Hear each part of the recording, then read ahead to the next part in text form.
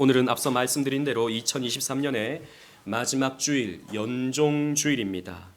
이제 몇 시간 뒤면 우리는 또 한 살을 먹게 돼요. 그런데 제가 설교를 준비하면서 이게 아니다. 윤석열 나이로 바뀌어서 한 해가 지난다고 우리가 이제는 나이를 먹지 않는다. 생각해 보니까 그렇더라고요. 이 생일을 지나야 이제 한 살을 먹죠. 하지만 어쨌든 한 해가 지나는 것은 우리가 나이 들어간다고 하는 것은 그 한 해가 지나감으로써 나이 들어간다고 하는 것은 분명한 사실이죠. 시간이 정말 빨리 지나갑니다.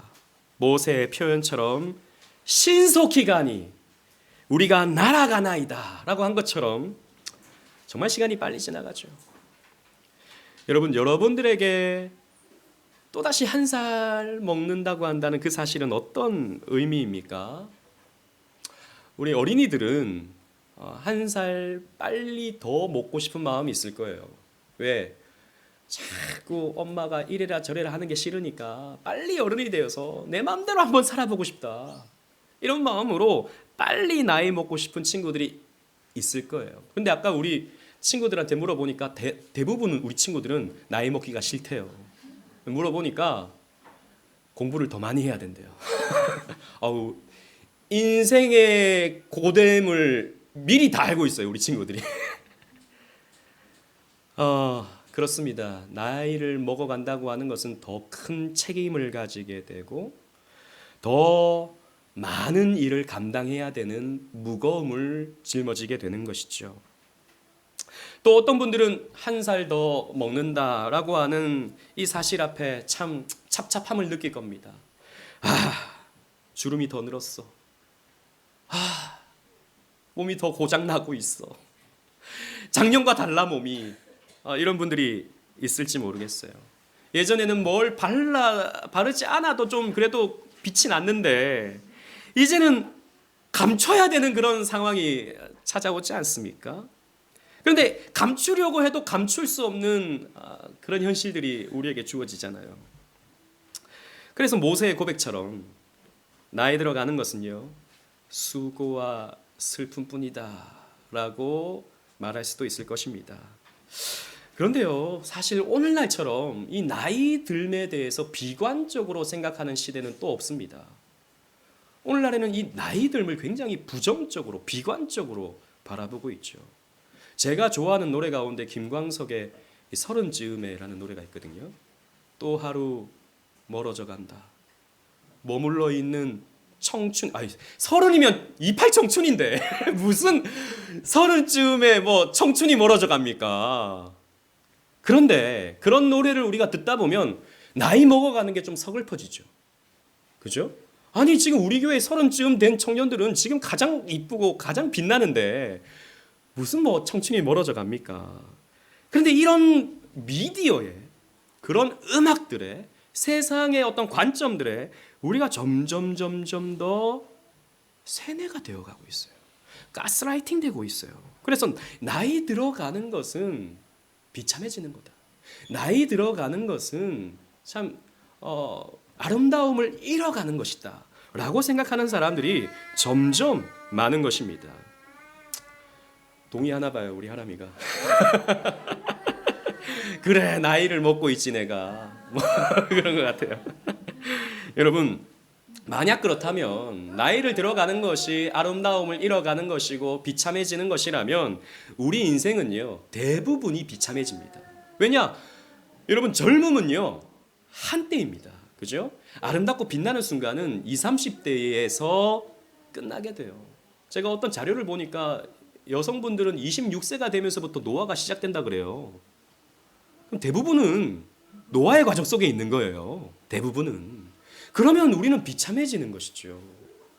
여러분, 또 우리 이 평균 연령이 굉장히 늘어나지 않았습니까? 이제는 80 혹은 90 혹은 100세를 앞두고 우리는 살아가야 되는데 인생의 대부분을 늙어가는 그런 아름다움을 잃어가는 비참해지는 찹찹한 그런 인생을 산다고 하면 우리 인생은 너무 정말 비참해지는 것이죠.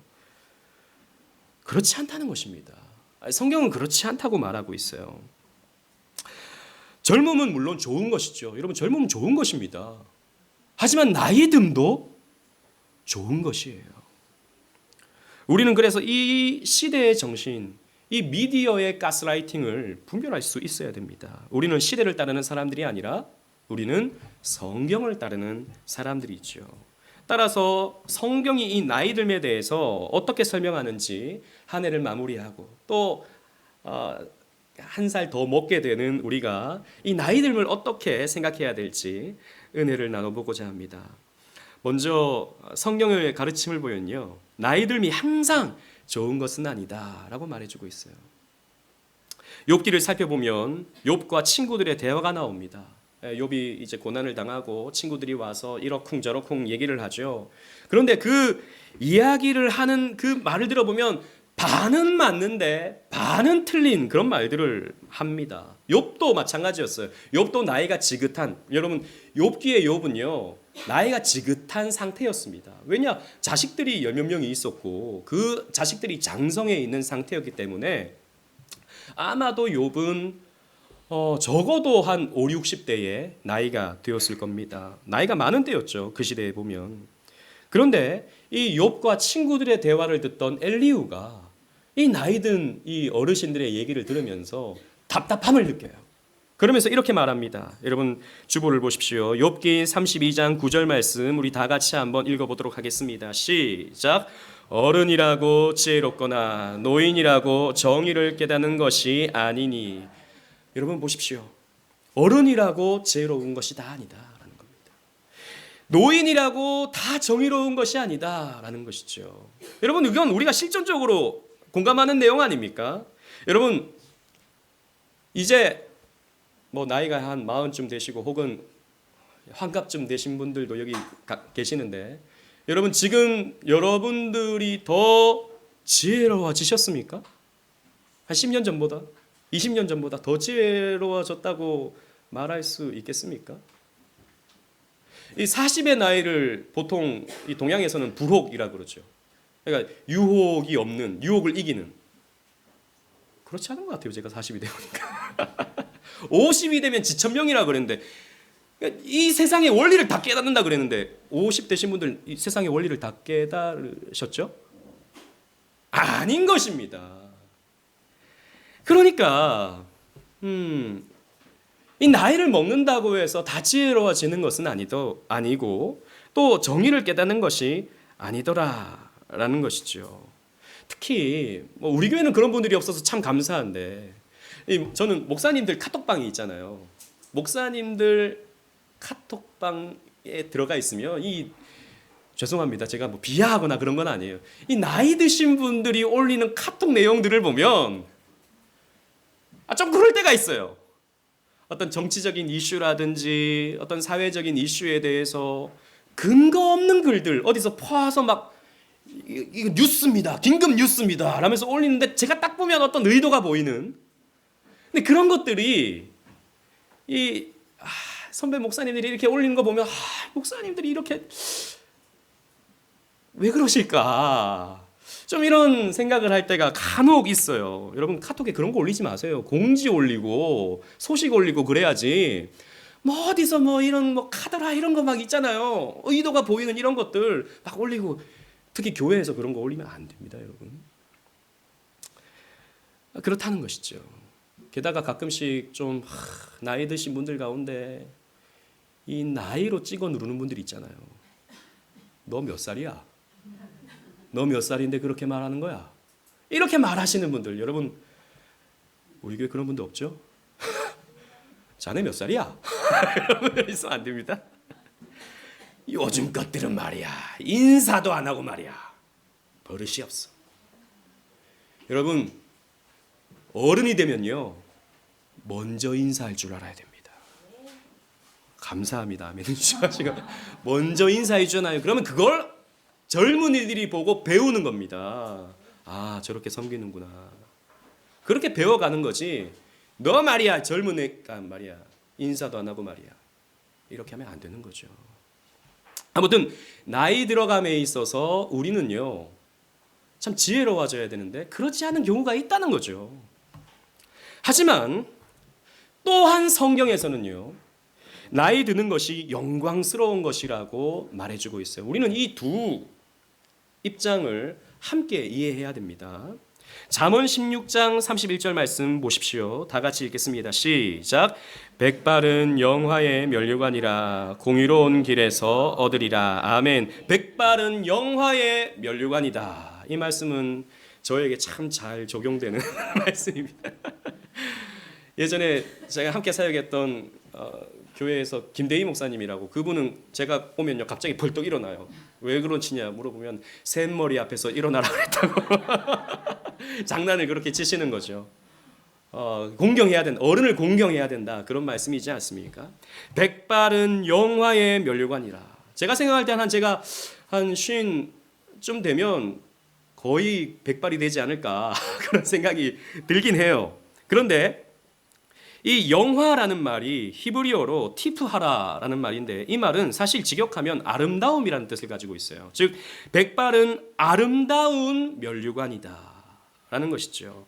나이 드는 것은, 나이가 들어서 백발이 되는 것은 아름다운 것이다 라고 성경은 말해주고 있는 것입니다. 오늘날에는 20대의 빛나는 외모를 아름다움이라고 표현하지만 성경은 나이 드는 것이 아름다운 것이다 라고 말해주고 있는 것이죠. 아브라함 헷셀이라고 하는 구약학자가 있습니다. 이 사람이요 성경의 이 나이 듦에 대해서 쭉 설명을 하면서 이렇게 정리하는 것을 제가 여러분들에게 소개해드리고 싶습니다. 잘 들어보십시오. 나이 듦은 패배가 아니고 성공이며 형벌이 아니라 특권이다. 여러분 오늘날 그렇잖아요. 오늘날 나이 드는 것은 패배하는 것이라고 생각하고 마치 벌을 받는 것이라고 생각하는 경우가 많은데 그렇지 않다는 겁니다. 성공이며 특권이다. 마치 대학에서 최고 학년이 되는 것처럼 인생의 완성을 이룬다는 기대를 품고 노년을 맞이해야 된다. 최고 학년이다라는 거죠. 인생의 공부에 있어서 최정점에 달았다라는 것입니다. 여러분 저는 정말 그렇습니다. 한편으로 우리 교회의 어른들을 보고 또 정말 원로 목사님 이런 분들을 보면요 정말 존경스러워요. 어떻게 한 교회를 20년 30년 동안 아무런 문제 없이 끝까지 완주해서 그 사역을 마칠 수 있을까? 어떻게 자기 직장에서 그렇게 열심히 끝까지 인정받아서 은퇴까지 그 직장에서 그 역할을 할 수 있을까? 물론 지금의 시대는 또 너무 변화무쌍해서 참 우리 두려움이 있긴 한데요. 어쨌든 삶이라는 것은 예나 지금이나 힘든 거거든요. 여러분 요즘만 힘든 게 아닙니다. 옛날에도 힘들었어요. 그런데 그 힘든 그 인생을 견뎌오시고 이겨내셔서 어느 정점에 서서 은퇴를 하신 이런 분들을 보면 참 존경스러워요. 그렇잖아요. 아름다운 것이죠. 그래서 계속 제가 설명드리면 사실 노년은 가능성이 풍부한 인격의 형성기이다. 이 시기에 인생의 어리석음을 버리고 자기 기만을 간파하고 이해심과 공감 능력이 깊어지고 정직함의 지평이 넓어지고 공정성에 대한 감각이 한층 더 성숙하기 때문이다 라는 겁니다. 요약해서 말씀드리면 나이가 들면 더 너그러워진다라는 거죠. 요 옆에 고천 동산교회라고 있잖아요. 저기 김광주 목사님 제가 최근에 이렇게 또 교제를 했는데 목사님이 이제 손주가 있는 거죠. 손주가 이렇게 뭐 장난치거나 혹은 뭐 놀거나 이러면 부모님이 그렇게 이제 따님이 그렇게 야단을 친대요. 그렇게 막 화도 내고 막 그러지 말라고 야단을 친대요. 그러면 목사님이 그렇게 화내지 말라고, 그렇게 혼내지 말라고, 아이 그렇게 키우지 말라고 막 그러니까 손주를 오냐오냐 하는 거죠. 그러면 그 따님이 그런데요. 아빠는 그렇게 안 키웠으면서 그런데요. 아빠는 자기한테 안 그랬다는 거죠. 근데 왜 손주한테는 그렇게 너그럽냐 이것입니다. 제가 봐도 그래요. 우리 장로님이 우리 유은이 유건이 대하는 거하고 제가 우리 유건이 유은이 대하는 거하고는요 다르죠. 우리 아이들이 하는 말이 있어요. 아빠는 늘 화만 낸다. 그래요. 그래요. 집에 들어오면 빨리 자. 성경 읽었어. 맨날 하는 말이 제가 이런 말들이니까 나 늘 화만 낸다는 거죠. 그런데 나이가 들어가면 좀 더 너그러워진다는 거죠. 좀 더 마음이 넓어진다는 것입니다. 뭐 그뿐만이겠습니까? 삶의 여러 가지 다 산전수전 겪어보니까 그게 별로 중요한 것 아니더라라는 것입니다. 이런 걸 인생을 통해서 배우게 되면서 좀 더 너그러워진다라는 것이죠. 여러분, 교회는요, 이런 아름다운 어른이 필요합니다. 특히 교회는요, 이런 경건한 성숙된 어른들이 필요해요. 안타까운 것은 오늘날 교회에 어른이 없다는 것입니다. 목사님들 그런 모임에 가봐도 제가 지난번에도 소개했지만 노예에서 이러쿵저러쿵 어떤 논쟁이 있을 때 옛날에는 어른 목사님이 벌떡 일어나서 이런 것은 우리 장로교 전통에서 우리 교단 전통에서 이렇게 하는 겁니다. 한마디 딱 하면 딱 정리가 됐어요. 요즘에는 그런 어른이 없어요. 이번 제가 옮겨간 노예도 보니까 뭐 작은 문제 가지고 이렇게 하자 저렇게 하자 정리가 안 돼요. 2시간 3시간 그거 갖고 논의를 합니다. 어른이 있으면 너무 좋겠다 이런 생각이 들어요. 제가 봐도 저 노예에서 저렇게 하는 건 아닌 것 같은데 저거는 좀 틀린 것 같은데 저렇게 하면 안 될 것 같은데 라고 하는 게 있는데 뭐 제가 뭐 감히 또 뭐 말할 수는 없죠. 옛날에는 어른이 그렇게 하는 거 아닙니다 라고 하면 딱 정리가 되는 건데도 이제는 뭐 하고 싶은 대로 해요. 교회들도 우리 일반 교회도 마찬가지죠. 하고 싶은 대로 해요. 어른이 말하면 들으려고 하지 않고 배우려고 하지 않고 어른도 그러다 보니까 가르치기가 부담스러워지죠. 여러분, 교회는 그렇지 않습니다. 교회는 어른이 있어야 돼요. 여러분, 신명기 32장 7절 말씀 보십시오. 다 같이 읽어보도록 하겠습니다. 시작. 옛날을 기억하라. 역대의 연대를 생각하라. 내 아버지에게 물으라. 그가 내게 설명할 것이요 내 어른들에게 물으라. 그들이 내게 말하리로다. 아멘. 여기 아버지는 다만 자기를 낳아준 아버지만 말하는 게 아닙니다. 성경에서 내 부모는 교회의 장로, 그 왕, 지도자들 다 포함하는 거죠. 어른이 가르쳐야 된다는 겁니다. 어른이 가르치고 젊은이들은 그것을 보고 아이들은 그것을 보고 배우고 순종함으로써 교회는 이루어져. 가정도 마찬가지, 국가도 마찬가지예요. 그게 여러분 안정된 사회이고 안정된 교회이고 아름다운 공동체가 될 수 있는 것입니다. 그래서 여러분, 교회에서 가르치는 직분을 직분을 뭐라고 말합니까? 섬긴 이 지도하는 직분을 장로라고 말하는 거예요. 장로란 말은 사실 연장자, 나이 드신 분들을 말하고 어른을 말하는 거죠. 어른. 이 교회의 어른이 누구인가? 가르치는 장로로서 목사이고 다스리는 장로로서 우리 교회 장로님이시다라는 것이죠. 어른이다라는 거죠. 여러분, 우리 교회는요, 젊은 교회입니다. 우리 교회 주축은 지금 뭐 핵심적인 역할은 주로 한 5, 60대가 감당하고 있지만 4, 5, 60대가 감당하고 있지만 전 성도의 평균을 내보잖아요. 우리 어린아이부터 시작해서 어른까지 해보면 우리 교회는 한 20대 후반이에요. 아주 젊은 교회입니다. 평균적으로 보면. 우리 교회는 인원 분포가 굉장히 골라요.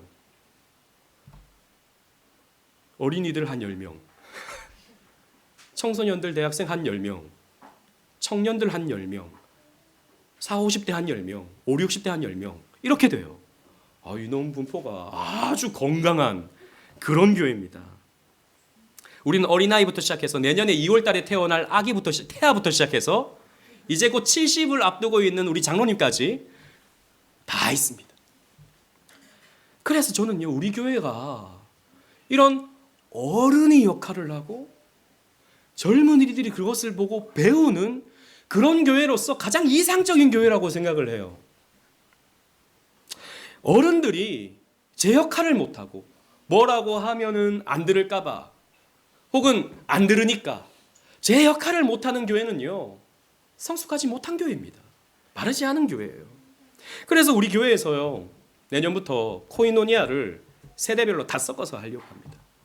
뭐 제가 미리 말씀드렸지만 내년에는 4코이노니아로 나눠서 한 5개로 하려고 보니까 공간이 없어요. 우리 교회가 할 데가 없어요. 그래서 4코이노니아로 나눠서 전 세대가, 물론 아이들은 또 따로 하지만 어린이들은 따로 하지만 전 세대가 섞여서 서로 교제하고, 그래서 어른들을 통해서 배우고 젊은이들은 또 어른들을 섬기고, 이런 과정을 통해서 교회가 교회되게 하는 그런 한 해를 보내려고 하는 것이죠.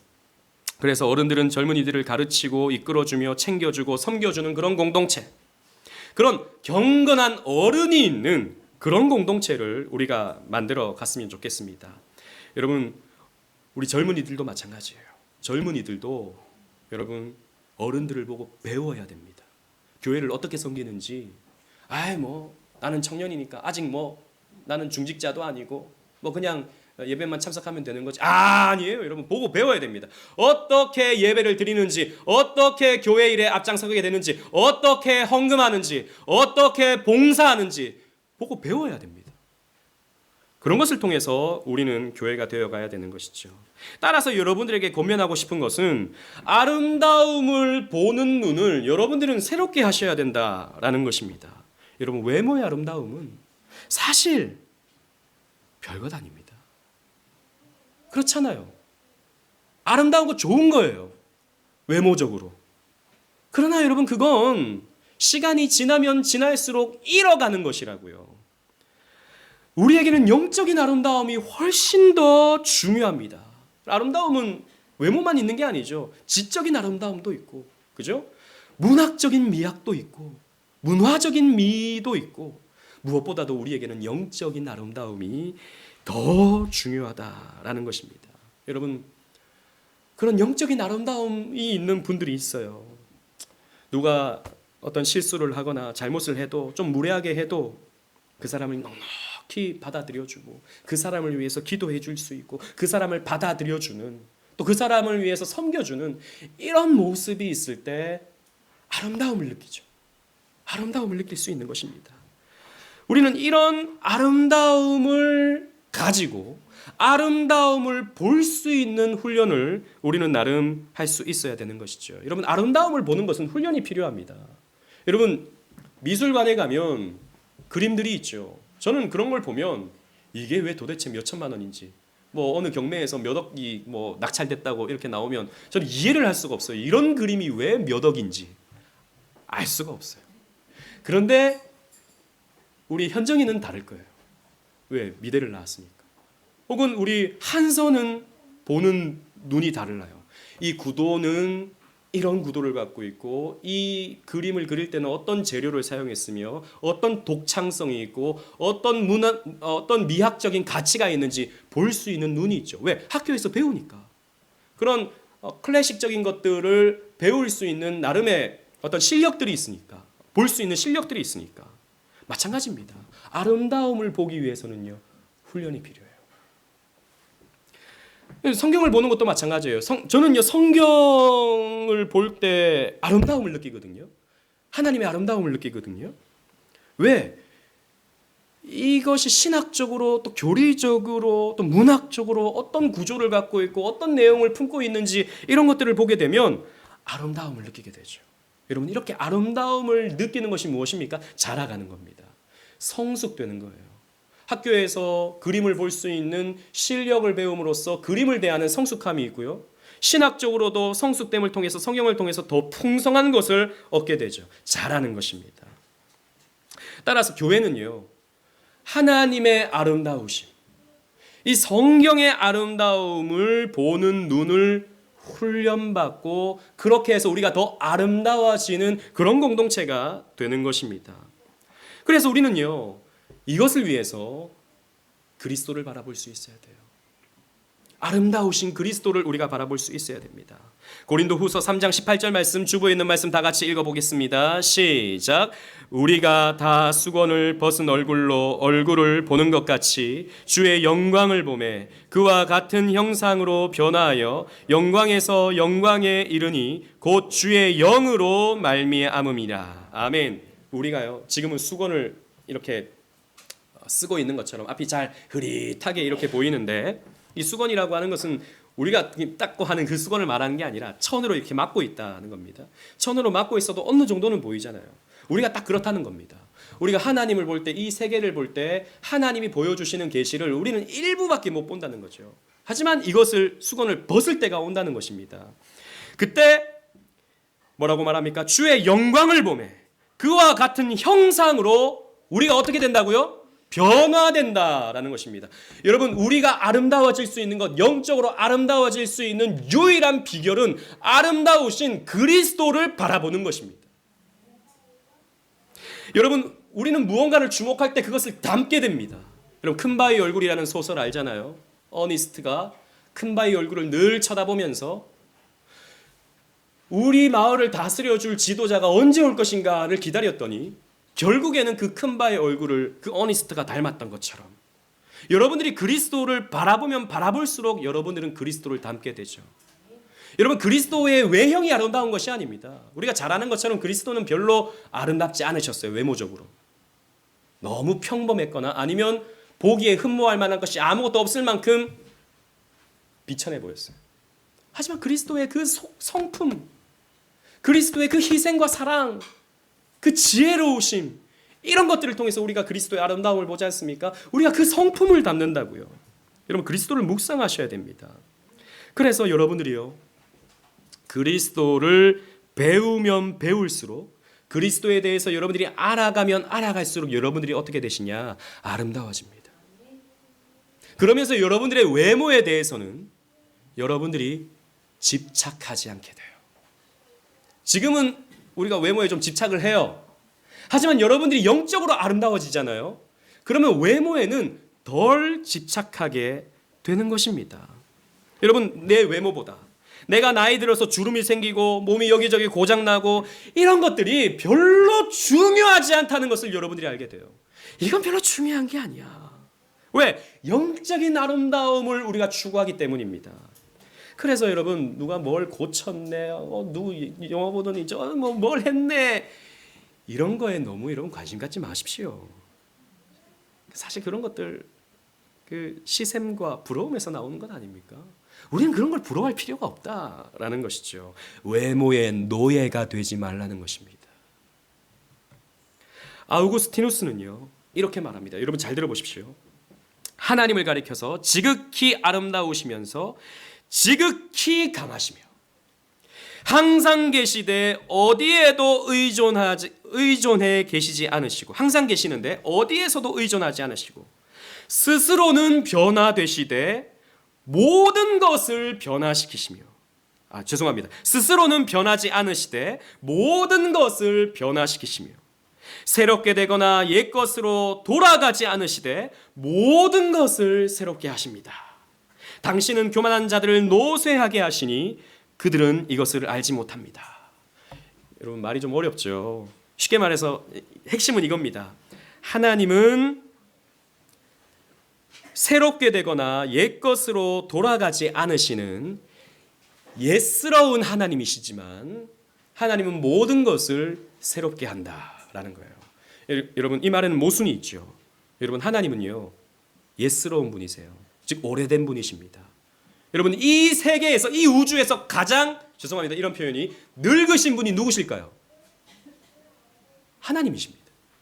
이 세계에서 가장 늙으신 분이 하나님이십니다. 그런데 여러분, 이 세계에서 가장 젊으신 분이 또 누굽니까? 하나님이세요. 여러분, 이것을 이해하시겠습니까? 그분은 영원하신 하나님이세요. 그래서 아우구스티누스는, 우리 지난번에 고백록, 한 4년 전에 우리 고백록 공부했지 않습니까? 거기에 이런 표현이 있습니다. 아우구스티누스가 늦게야 당신을 사랑했습니다. 이토록 오래되고 이토록 새로운 아름다움이시여, 늦게야 당신을 사랑했습니다. 당신은 너무너무 오래되고 늙은 분인데 당신은 너무너무 새롭고 아름다운 분이십니다. 저는 아름다운 표현이라고 생각해요. 당신은 너무너무 오래되고 늙은 분이신데 당신은 늘 새롭고 새로운 젊은 분이십니다 라고 말해주고 있다는 겁니다. 여러분, 여기에 우리의 소망이 있습니다. 우리의 겉사람은 날로 늙어갑니다. 이걸 피할 길은 없어요. 이걸 벗어날 길은 없습니다. 어느 재벌들은 피를 수혈해가지고, 젊은 사람들의 피를 수혈해가지고 피를 젊은이로 바꾸면 안 죽습니까? 안 늙어요? 어차피 또 늙고 어차피 또 죽습니다. 우리의 소망은 여기에 있어요. 최근에 수요배를 마치고 우리 김미영 권사님이 이제 한 해가 다 간다 그러니까 목사님 저는 나이 들어가는 게 너무 좋아요 그러시더라고요. 왜 좋으냐? 주님 배울 날이 날로 가까워지니까 내가 그리스도 안에서 더 성장하고 성숙되어 가는 것을 느끼니까 나이 들어가는 것이 너무 기쁘다는 것이죠. 저는 진심을 느꼈습니다. 권사님의 말을 통해서. 저는 요즘에 우리 성도님들을 통해서 제가 많이 배우고 자극을 받아요. 그렇다. 그래 맞다. 이런 것들을 많이 배웁니다. 여러분 그렇습니다. 우리의 겉사람은 낡아지지만요. 천국을 향해 나아가는 우리는요. 날로 하나님으로 인해서 아름다워지는 것입니다.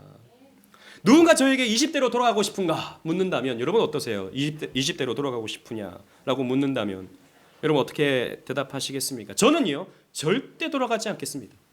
왜요? 20대로 돌아가면 제 사랑하는 아내가 없어요. 그래서 안 가고 싶어요. 사랑하는 유은이 유건이도 없어요. 그리고 여러분들도 없죠. 물론 저는 그때 나름 열심히 살았고 또 나름 즐겁게 살았습니다. 하지만 저는 제 진심을 말하건대요. 이건 제 진심입니다. 그때보다 지금 더 하나님을 즐거워하는 것 같아요. 그때는요. 하나님으로 내가 아름다워지려고 했습니다. 하나님의 도움을 얻어서 하나님이 주시는 축복으로 내가 아름다워지려고 했어요. 근데 지금은요. 하나님의 아름다움을 통해서 내가 기쁩니다. 하나님이 하시는 일들을 보면 내가 감사해요. 더 옛날보다.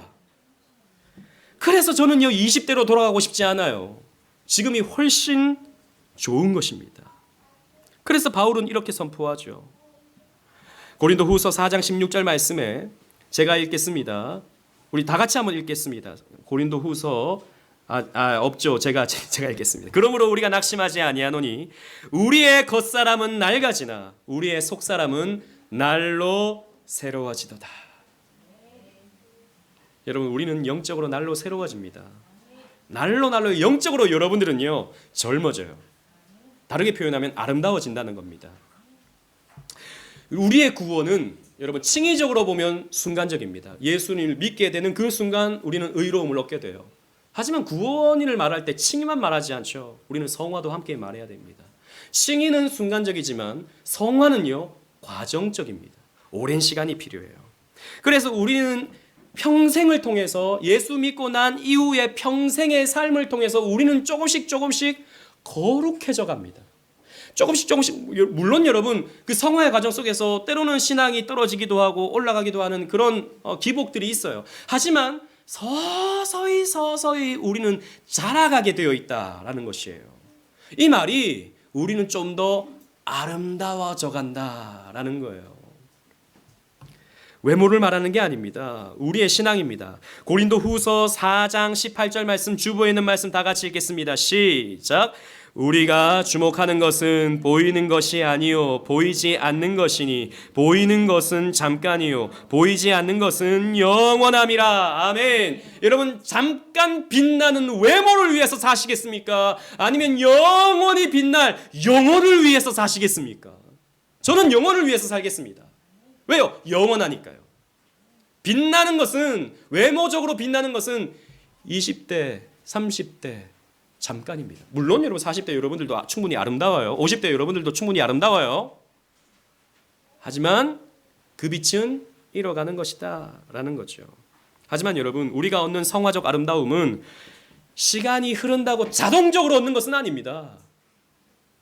바울은 젊은 목회자 디도에게 편지하면서 나이든 성도에게 이렇게 권면하라고 일렀습니다. 여러분 주보를 보시겠습니다. 디도서 2장 2절 3절 읽는데 2절은 우리 남자분들이 다 같이 읽겠습니다. 남자분들 시작. 늙은 남자로는 절제하며 경건하며 신중하며 믿음과 사랑과 인내함에 온전하게 하고. 늙은 남자, 여러분 여기서 늙은 남자는 40대 이후를 말합니다. 40대 이후의 분들을 이 말씀을 주목하셔야 됩니다. 절제하십시오. 경건하게 살아가십시오. 신중하십시오. 믿음과 사랑과 인내함에 온전하게 되셔야 됩니다. 그래야 여러분들은 아름다워져요. 우리 여자분들 3절 다 같이 읽겠습니다. 시작. 늙은 여자로는 이와 같이 행실이 거룩하며 모함하지 말며 많은 술에 종이 되지 아니하며 선한 것을 가르치는 자들이 되고. 늙은 여자들, 여기 표현이 좀 그렇지만 이때 당시에 늙은 여자는 40대 이후를 말합니다. 행실이 거룩해야 된다. 다른 사람에 대해서 모함하지 마. 우리 여자분들 다른 사람에 대해서 이러쿵저러쿵 말하는 것을 조심해야 됩니다. 그죠? 이제 성숙된 아름다운 우리 여집사님들, 권사님들은 다른 사람에 대해서 모함하지 말아야 됩니다. 모르는 일에 대해서 함부로 말하지 말아야 됩니다. 이 말씀이 왜 있는지 모르겠지만 많은 술에 종이 되지 말아야 됩니다. 술 마시지 말라는 겁니다. 왜 여자분에게 이 말씀을 하고 있는지는 잘 모르겠습니다만 술 좋아하지 말라라는 것이죠. 그리고 선한 것을 가르치는 자들이 되라 라는 것입니다. 여러분, 나이 드는 사람들은 이런 경건의 훈련을 받아야 된다라는 거예요. 그렇게 훈련을 받을 때 우리는 아름다워지는 것이죠. 디모데후서 1장 14절 말씀도 우리 다 같이 읽겠습니다. 시작. 우리 안에 거하시는 성령으로 말미암아 내게 부탁한 아름다운 것을 지키라. 아멘. 아름다운 것을 지켜야 됩니다. 외모적으로 아름다운 것을 지키는 사람들이 많죠. 그래서 요즘에는 뭐 기계도 많아가지고 마스크 뭐 뿅뿅 하는 이런 마스크도 있고 뭐 이래가지고 두두두두두두 하는 뭐 기계도 있고 뭐 바르고 뭐 발라가지고 아름다움을 지키는 거, 예, 그건 나쁜 것 아닙니다. 그럴 수 있어요, 충분히. 그런데 영혼은요? 영혼의 아름다움은 어떻게 지킬 것입니까?